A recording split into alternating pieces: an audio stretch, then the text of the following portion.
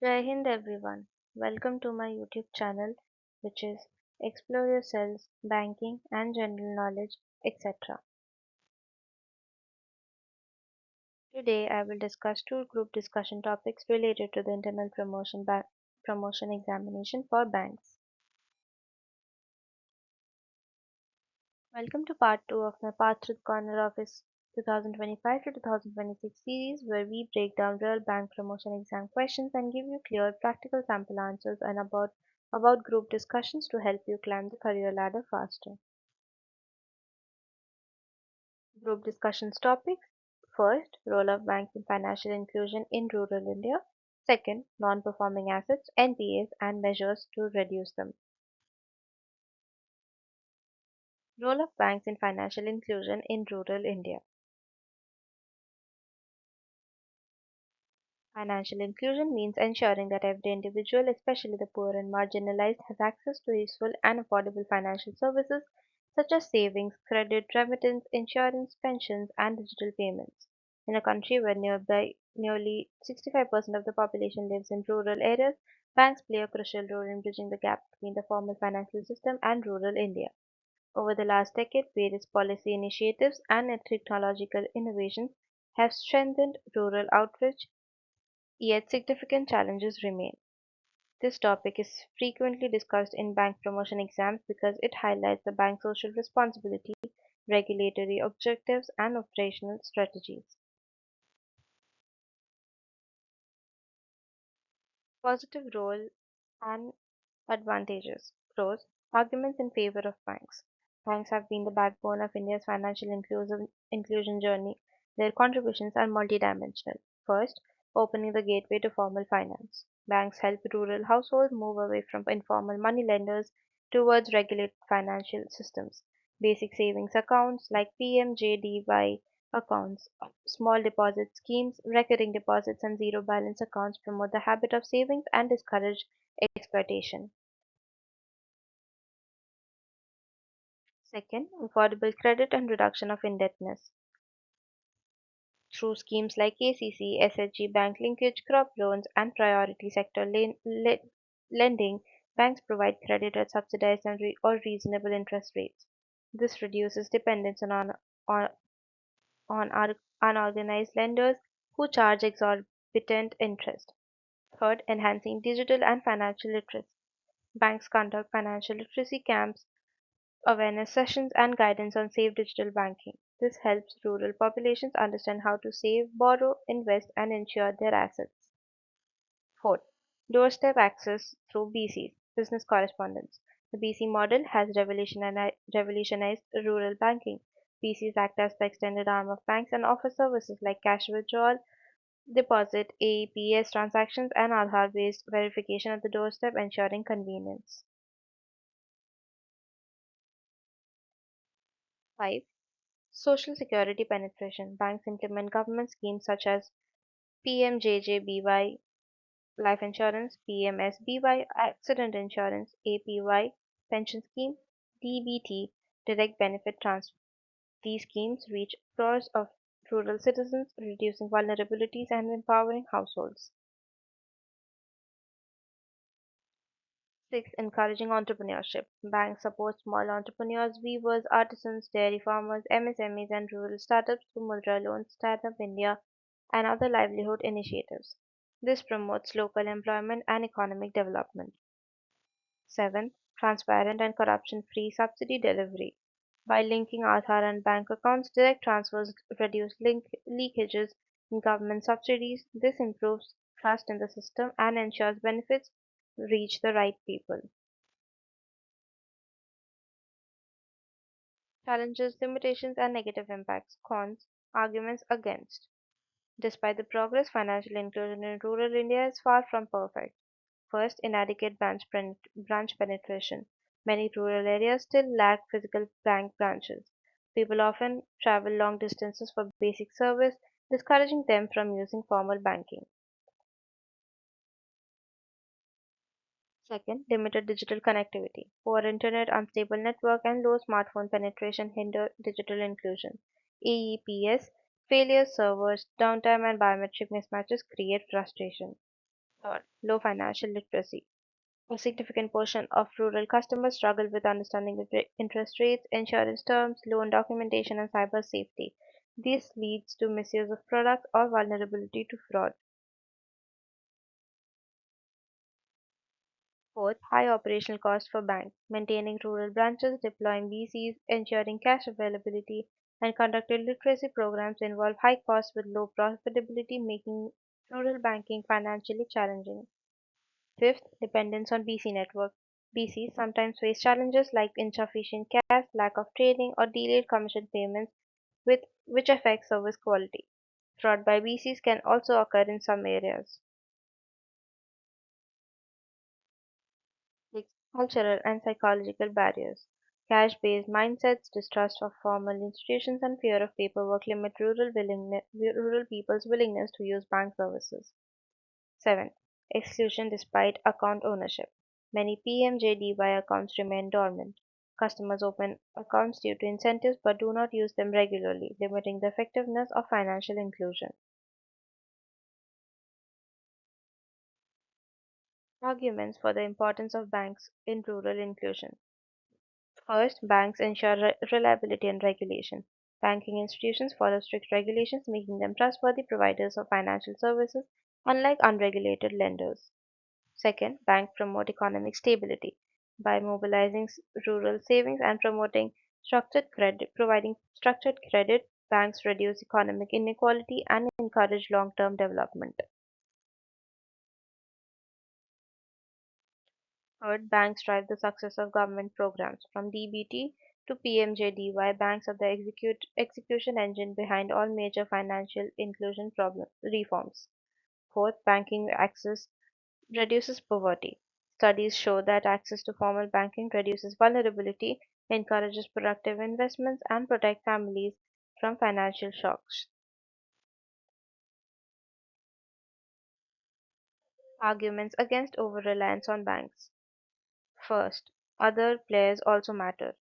Fintechs, NBFCs, MFIs, and cooperatives play crucial roles. Sole dependence on banks may slow down innovation and accessibility. Second, banks can become overburdened.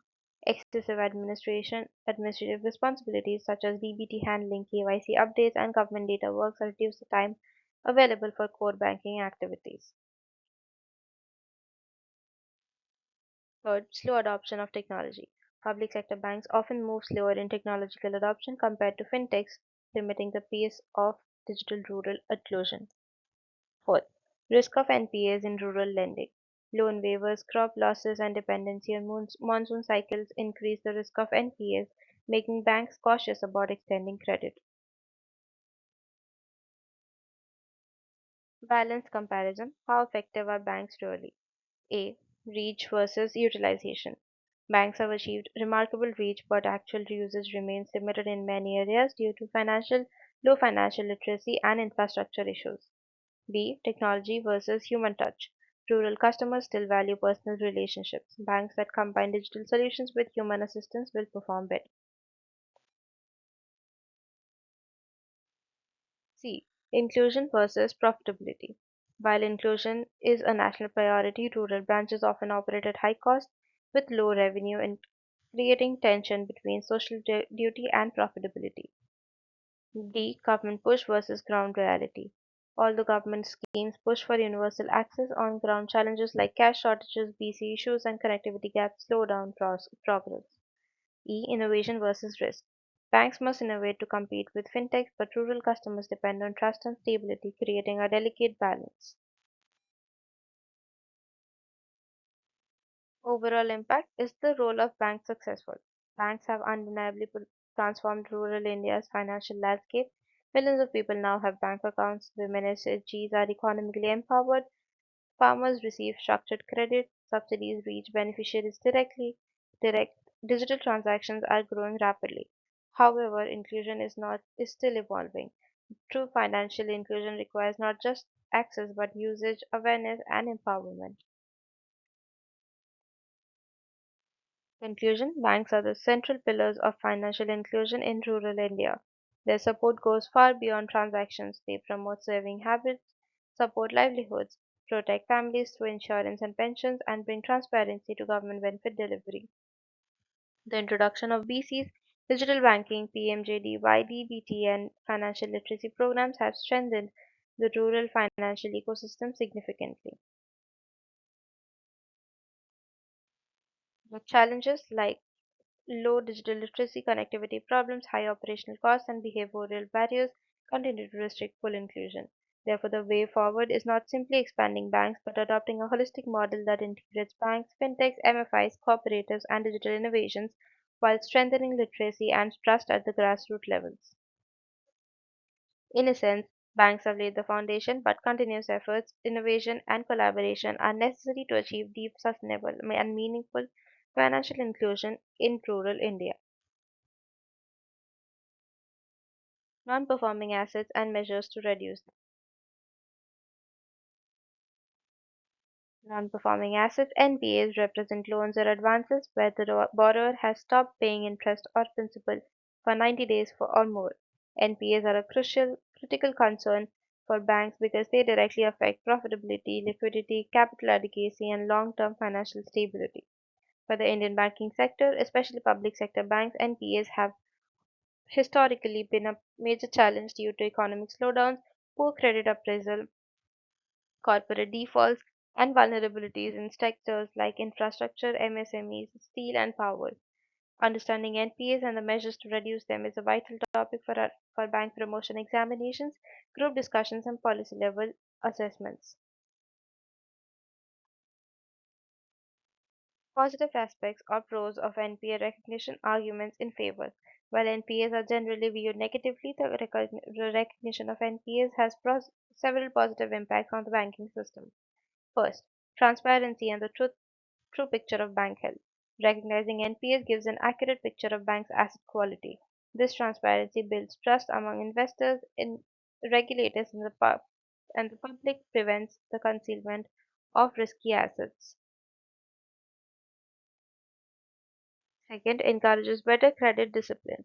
When banks classify overdue accounts as NPAs, borrowers become more cautious about maintaining prepayments. That it discourages willful defaults and promotes responsible borrowing. Third, strengthens regulatory supervision. Proper identification of NPAs helps RBI monitor the systemic risks, implement corrective measures like PCA, prompt corrective action, and enforce stricter norms for stressed sectors. Fourth, improves long-term profitability. Although NPA recognition may temporarily reduce profits, it encourages banks to clean their balance sheets, recover dues, and improve financial strength in the long run. Enhances global credibility. Accurate NPS reporting aligns Indian banks with international standards like IFRS and Basel norms, boosting investor confidence and foreign investment. Negative aspects and cons of NPS, arguments against and challenges. NPS have serious adverse impacts on the banking system, economy, and customers. First, reduced profitability. Banks lose interest income on NPAs and must set aside high provisioning, reducing net profits. This affects shareholder returns and financial performance. Second, limited credit creation. High NPAs restrict the bank's ability to lend. Risk averse behavior increases, affecting MSMEs, startups, agriculture, and priority sectors.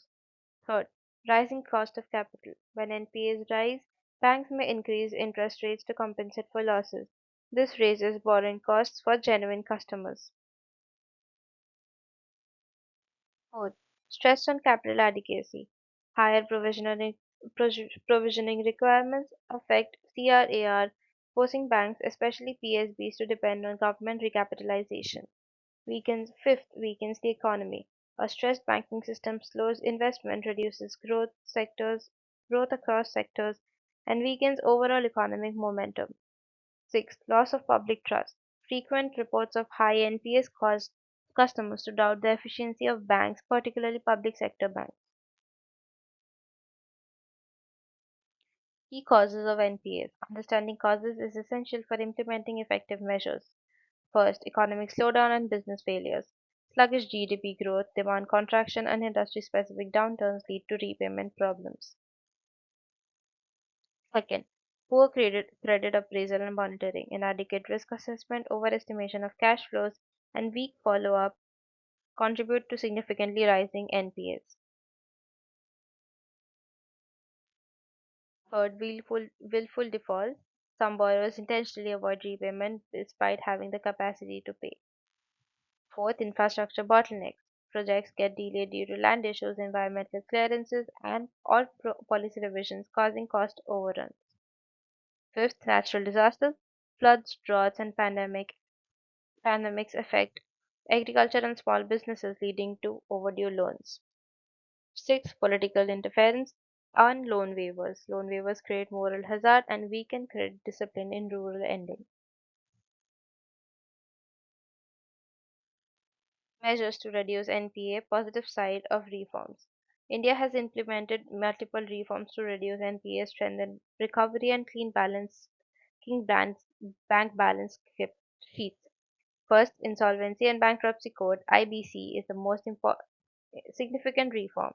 It provides a time-bound mechanism from 180 to 330 days to resolve stressed assets. Banks have recovered thousands of crores through IBC proceedings. Second, SARFAESI Act. This act allows banks to seize and sell borrower assets without court intervention. It empowers banks to take faster recovery actions. Third, asset reconstruction companies.